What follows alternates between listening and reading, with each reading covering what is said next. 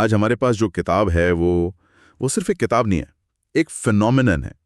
अंकुर वारिकू की do epic shit, आपने इसका कवर कहीं ना कहीं तो जरूर देखा होगा। और ये कोई आप कह सकते हैं पारंपरिक किताब भी नहीं है, बल्कि छोटी छोटी बातें, जिंदगी के सबक और वारिकू के अपने अनुभवों का एक कलेक्शन है। तो आज हमारा मिशन सिर्फ ये जानना नहीं है कि इस किताब में क्या लिखा है। आज हम ये समझने की कोशिश करेंगे कि ये जो सरल से लगने वाले विचार हैं वो आज की युवाओं के साथ इतना गहरा कनेक्ट क्यों बना पाए हैं। क्या वाकई इन छोटे छोटे बदलावों से जिंदगी में कोई बड़ा फर्क आ सकता है? चलिए इसी सवाल की गहराई में उतरते हैं। बिल्कुल। और आपका सवाल ही इस किताब की सबसे दिलचस्प बात है। इसकी ताकत इसके मुश्किल होने में नहीं बल्कि इसके बेहद आसान होने में है।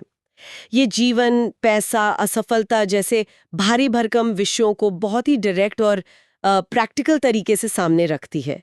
तो इस चर्चा में हम सिर्फ इन विचारों को दोहराएंगे नहीं, बल्कि हम ये भी समझने की कोशिश करेंगे कि इन सीधे साधे लगने वाले आइडियाज के पीछे का मनोविज्ञान क्या है और ये असल में हमारी सोच पर असर कैसे डालते हैं। ठीक है, तो शुरू करते हैं पहले और शायद सबसे जरूरी विचार से।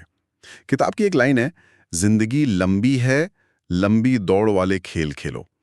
सुनने में ये बहुत सिंपल लगता है, लेकिन आज की दुनिया में जहां सब कुछ 15 सेकंड की रील में चाहिए, ये शायद सबसे मुश्किल काम है।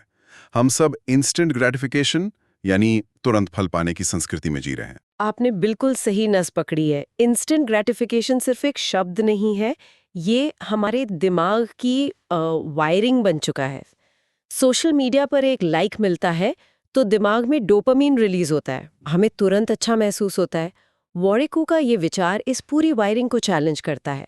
ये कहता है कि असली खुशी या सफलता उस छोटे से डोपामीन में नहीं है, बल्कि उस गहरे संतोष में है जो सालों की मेहनत के बाद मिलता है। और ये सिर्फ करियर पर लागू नहीं होता। एक अच्छी सेहत बनाने में सालों लगते हैं, एक मजबूत रिश्ता बनाने में सालों लगते हैं, कोई नया हुनर उसे सीखने में सालों लगते हैं। ये विचार शॉर्टकट की मानसिकता पर एक सीधा हमला है। ये बात तो है। और मुझे लगता है कि एक मजबूत नींव बनाने का मतलब सिर्फ लंबा सोचना नहीं है, बल्कि रोज रोज के काम करने के तरीके को भी बदलना है। और यहीं पर किताब का दूसरा आइडिया आता है, जो शायद मेरा सबसे पसंदीदा है। लक्ष्य नहीं, सिस्टम बनाओ। किताब कहती है कि लक्ष्य बनाने से ज्यादा जरूरी है एक मजबूत सिस्टम बनाना। पर इसका असल जिंदगी में मतलब क्या है? ये एक बहुत बड़ा सवाल है, क्योंकि सिस्टम शब्द सुनने में थोड़ा टेक्निकल सा लगता है, पर है बहुत आसान। मान लीजिए आपका लक्ष्य है एक किताब लिखना। ये एक बहुत बड़ा डरावना लक्ष्य है।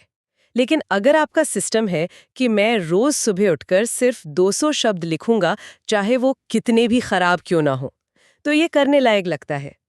सिस्टम का मतलब है एक ऐसा छोटा सा एक्शन जिसे आप अपने सबसे बुरे दिन पर भी कर सकें। किसी फिटनेस के शौकीन के लिए सिस्टम हो सकता है, मैं जिम जाऊं या ना जाऊं, पर घर आकर 10 पुशअप्स जरूर करूंगा। सिस्टम प्रक्रिया पर ध्यान केंद्रित करता है, परिणाम पर नहीं। लेकिन क्या सिस्टम पर इतना ज्यादा ध्यान देने से हम बड़े लक्ष्य देखने की क्षमता खो सकते हैं? कहीं ऐसा तो नहीं कि हम रोजमर्रा की छोटी छोटी चीजों में इतने उलझ जाएं कि बड़ी तस्वीर ही भूल जाएं? मोटिवेशन का क्या? लक्ष्य तो हमें मोटिवेट करते हैं ना। बहुत अच्छा पॉइंट है, और किताब इसका जवाब भी देती है। सिस्टम का मतलब लक्ष्य को भूल जाना नहीं है। लक्ष्य आपको दिशा देता है, वो आपका नॉर्थ स्टार है। लेकिन सिस्टम वो नाव है जो आपको रोज थोड़ा थोड़ा उस दिशा में आगे ले जाती है। मोटिवेशन पर निर्भर रहना खतरनाक है, क्योंकि मोटिवेशन तो आता जाता रहता है, लेकिन सिस्टम अनुशासन बनाता है। जब आपका मोटिवेशन खत्म हो जाता है, तब आपका सिस्टम आपको काम पर लगाए रखता है। और जब आप रोज छोटे छोटे कदम उठाते हैं, तो उससे एक मोमेंटम बनता है, एक गति बनती है, जो अपने आप में एक बहुत बड़ा मोटिवेटर है। तो सिस्टम और लक्ष्य दुश्मन नहीं, बल्कि पार्टनर है। समझ गया। मतलब लक्ष्य बताता है कहाँ जाना है और सिस्टम बताता है कैसे जाना है। और ये कैसे वाली बात सिर्फ प्रोडक्टिविटी तक ही नहीं है, किताब इसे पैसे के मामले में भी बहुत अच्छे से लागू करती है। वारिकू का कहना है कि पैसा स्टेटस दिखाने के लिए नहीं, बल्कि आजादी खरीदने का एक जरिया है। ये सोचिए अपने आप में कितनी लिबरेटिंग है। एब्सोल्युटली। अगर हम इसे बिग पिक्चर में देखें, तो ये एक बहुत बड़ा वैचारिक बदलाव है, खासकर हमारे समाज में, जहां अक्सर सफलता को महंगी घड़ी, बड़ी गाड़ी या डिजाइनर कपड़ों से नापा जाता है। किताब वित्तीय सफलता को फिर से परिभाषित करती है। वो कहती है कि असली अमीर वो नहीं जिसके पास सबसे ज्यादा चीजें हैं, बल्कि वो है जिसके पास अपने समय और अपने फैसलों पर सबसे ज्यादा नियंत्रण है। क्या आपके पास इतनी फाइनेंशियल फ्रीडम है कि आप 6 महीने बिना सैलरी के रह सकें और वो काम कर सकें जो आप हमेशा से करना चाहते थे? ये है असली अमीरी। किताब में कुछ समीकरण भी दिए हैं जो इसे बहुत सरल बनाते हैं। बचत बराबर सुरक्षा, निवेश बराबर भविष्य और खर्चों के प्रति जागरूकता बराबर परिपक्वता। मुझे ये आखिरी वाला हिस्सा बहुत पसंद आया। अपने खर्चों को जानना परिपक्वता है। ये एक बहुत गहरी बात है। हाँ, क्योंकि ये सिर्फ पैसे बचाने की बात नहीं है, ये सचेत रूप से जीने की कला है। जब आप जानते हैं कि आपका पैसा कहाँ जा रहा है, तो आप असल में ये जान रहे होते हैं कि आपकी प्राथमिकताएं क्या हैं। क्या आप अपना पैसा अनुभवों पर खर्च कर रहे हैं या सिर्फ चीजों पर? क्या आप भविष्य के लिए निवेश कर रहे हैं या सिर्फ आज की इच्छाओं को पूरा कर रहे हैं? ये जानना आत्म जागरूकता का एक बहुत बड़ा रूप है। पैसा आपकी आदतों का एक आईना बन जाता है। और आत्म जागरूकता का एक और बड़ा हिस्सा है अपनी गलतियों को समझना। किताब का एक सबसे मजबूत संदेश इसी से जुड़ा है। असफलता दर्द देती है, लेकिन ये सिखाती भी है। ये बात तो कई लोग कहते हैं, लेकिन वारी को इससे अपनी कहानी से जोड़ते हैं। जैसे उन्होंने अपनी कंपनी नियर बाई के मुश्किल दिनों के बारे में खुलकर बात की है। वो बताते हैं कि कैसे उन्हें लोगों को निकालना पड़ा और वो उनके जीवन की सबसे बड़ी असफलता थी, लेकिन उसी ने उन्हें पैसे और जिम्मेदारी के बारे में सबसे ज्यादा सिखाया। ये सिर्फ एक थ्योरी नहीं है, ये उनका जिया हुआ सच है। और यही बात इस सलाह को शक्तिशाली बनाती है। जब असफलता को इस तरह से सामने रखा जाता है, तो उससे जुड़ा डर और शर्म खत्म हो जाता है। हमारे समाज में असफलता को एक कलंक माना जाता है, जिसे छिपाने की कोशिश की जाती है। ये किताब उस सोच को पलट देती है। ये कहती है कि असफलता आपकी पहचान नहीं है, ये सिर्फ एक घटना है, एक डेटा पॉइंट है। ये आपको बताती है कि क्या काम नहीं करता, ताकि आप अगली बार कुछ अलग कर सकें। ये आपको प्रयोग करने और कैलकुलेटेड रिस्क लेने के लिए प्रोत्साहित करती है। आप सिर्फ असफलता को स्वीकार नहीं कर रहे, आप उससे सक्रिय रूप से सीख रहे हैं। और शायद जिन चीजों से हमें सीखना चाहिए, उनमें हमारे कुछ रिश्ते भी शामिल हो सकते हैं। किताब में एक आंकड़ा दिया गया जो मुझे सच में चौंका गया।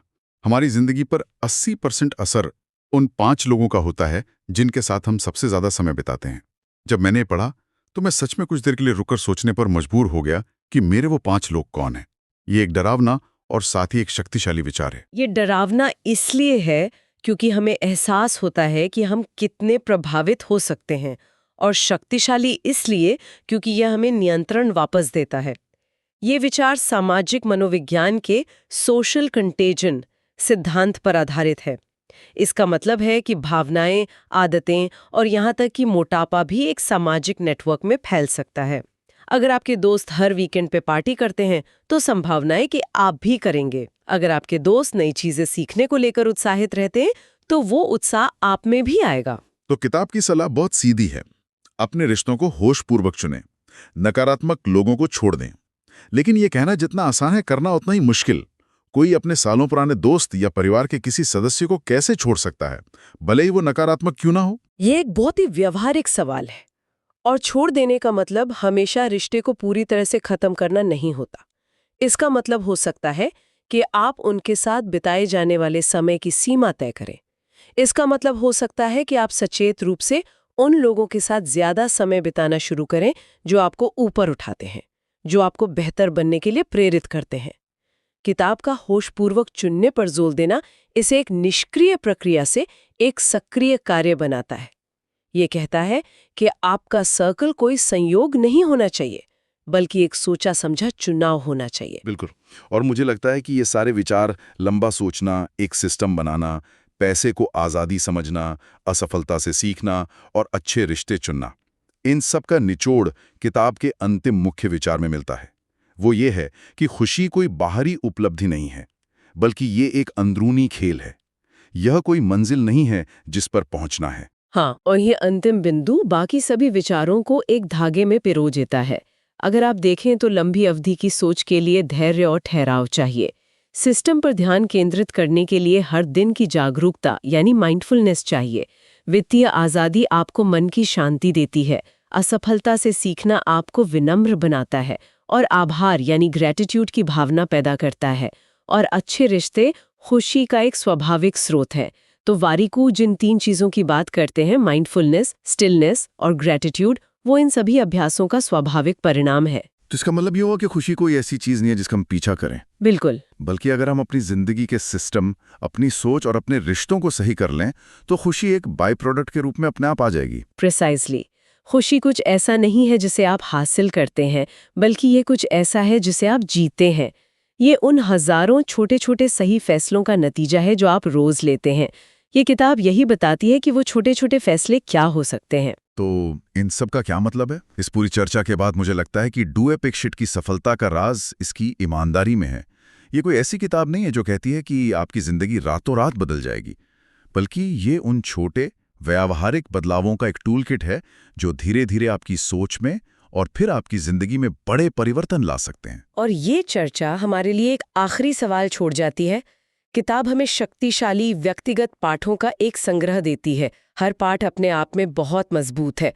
असली चुनौती और शायद इन विचारों से प्रेरित किसी के लिए अगला कदम ये है कि इन अलग अलग धागों को, धैर्य, सिस्टम, वित्तीय अनुशासन और सचेत रिश्ते, इनको एक साथ कैसे बुना जाए। इन सब अलग अलग आइडियाज को मिलाकर अपनी जिंदगी की एक सिंपल और सच्ची फिलॉसफी कैसे बनाई जाए। ये अलग अलग सुर मिलकर किसी की जिंदगी का यूनिक साउंड ट्रैक कैसे बनते हैं। ये सवाल शायद हर किसी को खुद से पूछना होगा।